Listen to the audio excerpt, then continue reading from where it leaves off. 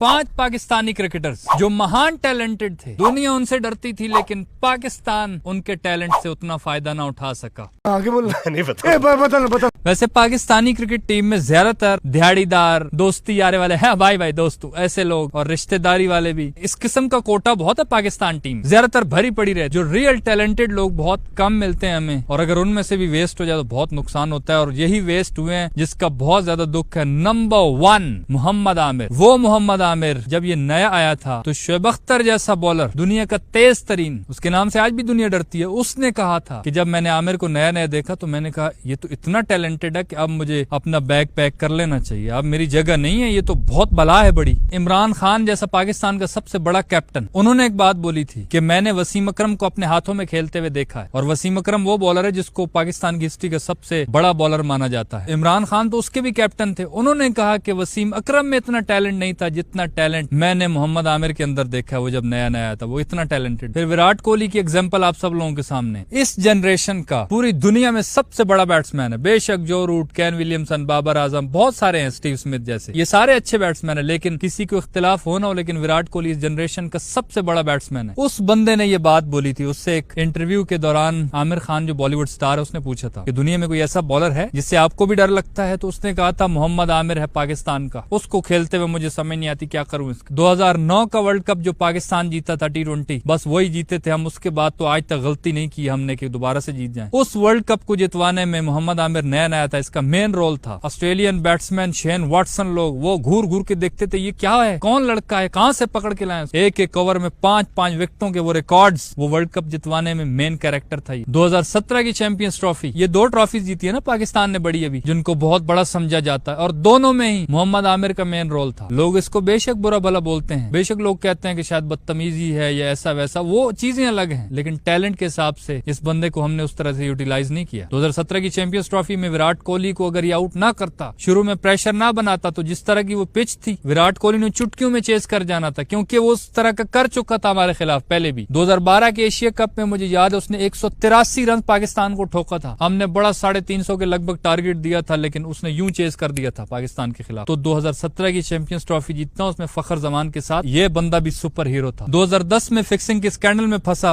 5 साल के लिए पाबंदी लग गई, वो 5 साल जाया हुए, मेंटली बेचारा टॉर्चर हुआ, वो इसकी पीक थी जिसमें ये तबाही बॉलर। उसके बाद इसने कम बैक किया 2016 के एशिया कप में, फिर 2019 आया, उसमें मैनेजमेंट के साथ इसके मसले बने, वकार यूनिस, मिसबा, उनसे तंग आकर इस बंदे ने रिटायरमेंट ले ली। असल में ये टेस्ट नहीं खेलता था, इसने कहा यार मेरी फिटनेस के मसले हैं, तो उन्होंने कहा नहीं तेरे ते वड्डे विकेट से तूने खेलना पड़ेगा। मतलब एक अना की बात आ जाती है ना। एक चीज हमको माननी पड़ेगी, बदतमीजी है या जो भी है जो आमिर पे इल्जाम लगते हैं, देखो जो बड़ा प्लेयर होता है उसके नखरे, उसके हिसाब किताब अलग होता है। आप दिहाड़ीदार, खोते घोड़े सब एक साथ नहीं रख सकते। ये चीज हमें भी पता है कि पाकिस्तान टीम में ज्यादातर दिहाड़ीदार घूम रहे हैं, जो सिर्फ दिहाड़ी लगाने आते हैं। उनको बेशक कोच डांटे, मैनेजमेंट डांटे, उसको खिलाए। जैसे आमिर जैसा टैलेंट, या बाबर आजम के साथ अभी जो हो रहा है, उसको भी सबके साथ, उसको भी ठोसे जा रहे हैं, उसकी भी बेइज्जतियां की जा रहे हैं। ऐसे टैलेंट के साथ तुम्हें अलग से ट्रीट करना पड़ता है, बाकी सबके साथ रखोगे तो वही हुआ जो आमिर ने किया 2024 में। इसलिए उससे नहीं उस तरह से बॉलिंग हुई जिस तरह वो था। तो बात ये नहीं है कि बिल्कुल आमिर की इस बंदा साइड ले कि यार वो तो फरिश्ता था और बाकी गलती थी।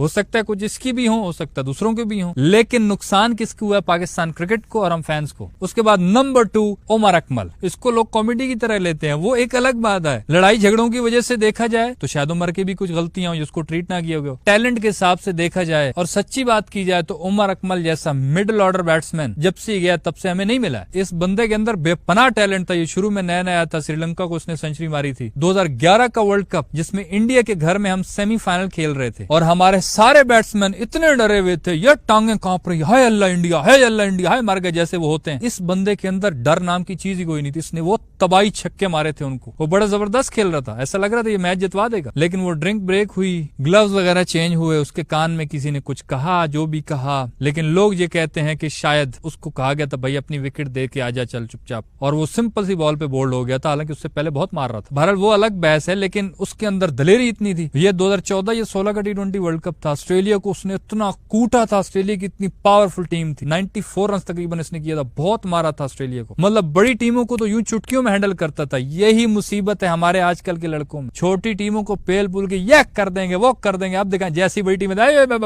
कांपने लग जाते हैं। पिछले तकरीबन 6-8 साल से वो नहीं खेल रहा है, हालांकि एज उसकी शायद अभी 35 के लगभग होगी, तो 35 तक तो प्लेयर नॉर्मल खेलते हैं। ये 8 साल अगर वो खेलता मिडिल ऑर्डर में, तो ये जो रोने धोने हमने लगाए हुए हैं, पाकिस्तान के अंदर टैलेंट है, लेकिन उस टैलेंट को संभालना कैसे, लेके कैसे चलना है, ना प्लेयर को समझ आती है ना मैनेजमेंट को समझ आती है। वो भी खोते घोड़े एक साथ चलाते हैं, और जो टैलेंटेड लड़का होता है वो कहता है कि मैं तो बहुत महान हूं, तो मेरे साथ ऐसा क्यों हो रहा है, तो वो थोड़ा एक्स्ट्राऑर्डिनरी हो जाता है। वो अना और वो नखरों के चक्कर में वो पूरा का पूरा वेस्ट। तीसरे नंबर पे एक लेजेंड स्पिनर सईद अजमल। आजकल हमें डेथ ओवर्स के लिए फास्ट बॉलर्स भी नहीं मिल रहे होते, हमें ये डर होता है ये फास्ट बॉलर है, हालांकि यॉर्कर मारेगा लेकिन वो छक्के खाते हैं, लेकिन सईद अजमल के होते हुए डेथ ओवर्स ये करवाता था और मैच जितवा भी देता था, 8-10 रन नहीं बनने देता था। एक इसका बुरा वाकया हुआ था, जो माइक हस्सी ने इसको 2010 के सेमीफाइनल में मार दिए थे छक्के, लेकिन उसके बाद जो इसका दौर रहा है, जब तक ये खेला है, पूरी दुनिया के बैट्समैन डरते थे। इसका दूसरा बहुत मशहूर था, एक दफा पाकिस्तान की टीम इंग्लैंड के साथ टेस्ट सीरीज खेलने उनके घर गई थी इंग्लैंड में, तो सईद अजमल ने मीडिया पे पहले बोल दिया था कि मैं मार्केट के अंदर एक तीसरा बॉल है, एक डिलीवरी है, वो भी लाने वाला। उसने मीडिया पे बोला और ये इतना बड़ा बॉलर था कि सारी दुनिया डरती थी, वो डर गए सारे। और उस टेस्ट सीरीज में इसने बड़े रिकॉर्ड्स बनाए थे,